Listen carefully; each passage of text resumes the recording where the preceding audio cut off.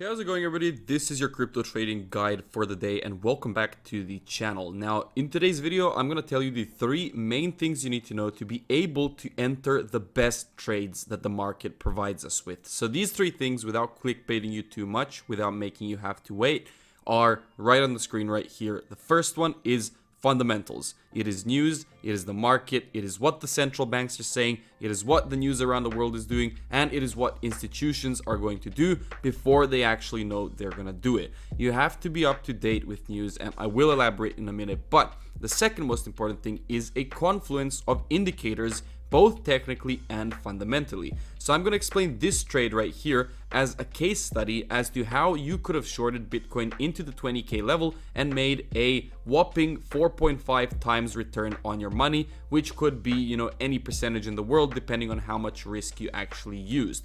And the third one, the most important one, is the entry. So not entering too early is very important, because if you enter too early, you will potentially get burnt.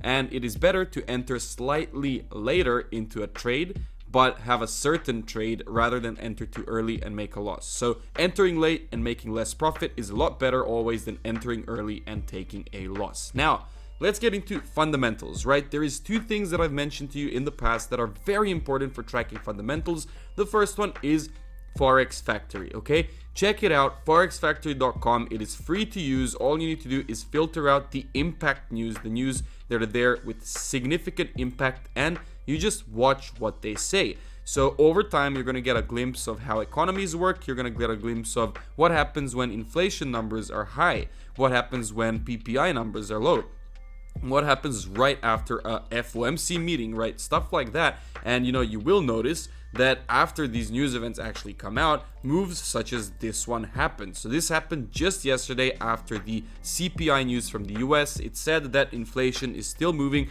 towards the upside, which is a hugely bad thing for the market, and Bitcoin and the market as a whole fell a whopping 10%, right? So news is very important. Now, the second news source that you can use if you want to, and I do recommend you do, is Tweetdeck. I've shown you this a million times. These are my preferred things on Tweetdeck. I'm yet to find a sixth thread right here to follow, but Walter Bloomberg, this guy just releases all of the most important pieces of information that come out from any central bank, any government, every big authority out there. And basically you can learn a lot, first of all, about economies. You can learn how to check this news out and how to decipher it to have an impact on the market, and to help you make a decision on the technical side of things, and also to just basically help you make a good trade, right? That's the most important part. First Squawk, Live Squawk, Reuters, and Bloomberg. I do recommend you guys do that. So that is up from the fundamental side. So let's say you've done your fundamental research, you've found the S&P 500, right, which I've shown you a few videos back, and you've seen what the S&P 500 doing, what's it doing back in the past. So let's say around this area, if we were looking at this point in time, because we're also looking at the past in Bitcoin, and we zoom into the chart and we notice at this area that we are making a break. So the S&P 500 is breaking the 50 period moving average. So the 50 period moving average is acting as a resistance all the way throughout, and right now it's acting as a support, and boom, at this point it is broken out of, right, towards the downside.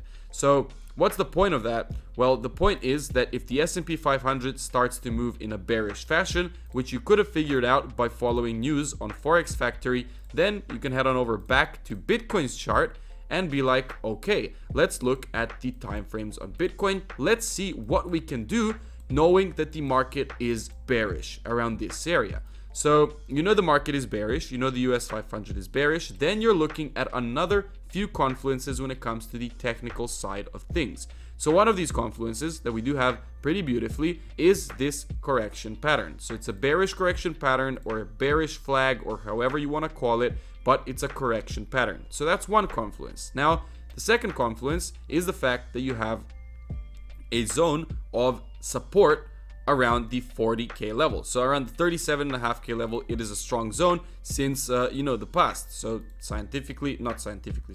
So in the past, we've seen price rebound from this area multiple times, which means it is a significant level. So that's the second confluence. Now the third confluence you can find on one of the lower time frames, for example the 4-hour time frame, where we can see that the 50 period moving average once again is acting as a resistance.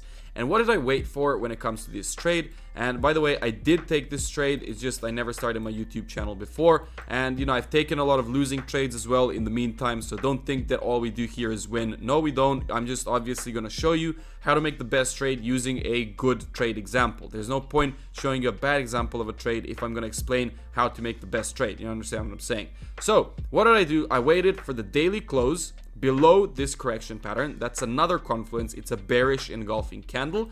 Then I moved onto the 4-hour time frame and checked out what I can see on the 4-hour. And what I noticed is that we had a close on the 4-hour of this beautiful candle, and the next candle made a slight wick up and then broke the low of the previous 1-hour candle, 4-hour candle, right? So my entry was right as this low was broken. I entered the trade and I let it run. Now, to be honest with you, I did not let the full trade run because I did have my stop loss trailed. So I did get stopped out quite soon when it comes to this trade, right sort of below this area. So I did trail it above this first red candle right here as the low was broken of the previous 4-hour candle. And what happened was, unfortunately, price came back up and stopped me out. So I did take a 1-to-1 risk to reward ratio here. So I did take around 4%, which was what I risked on this trade. Now, this is how you find a perfect trade. Basically, my entries, I've told you a million times, I wait for a confluence of different indicators, fundamentally and technically. And for the entry point, I wait for a strong close down below from this zone, right? So as you can see, we have a strong close, a bearish engulfing candle on the 4-hour time frame, then the next bearish candle making a wick up first, right? So this is the little wick up, and then breaking the low of the previous close, and that is my entry point. So that's it for today's video. I hope you guys enjoyed it and learned something new. Make sure to subscribe to the channel, drop a like, comment down below if you did enjoy it, and I will see you all in the next one.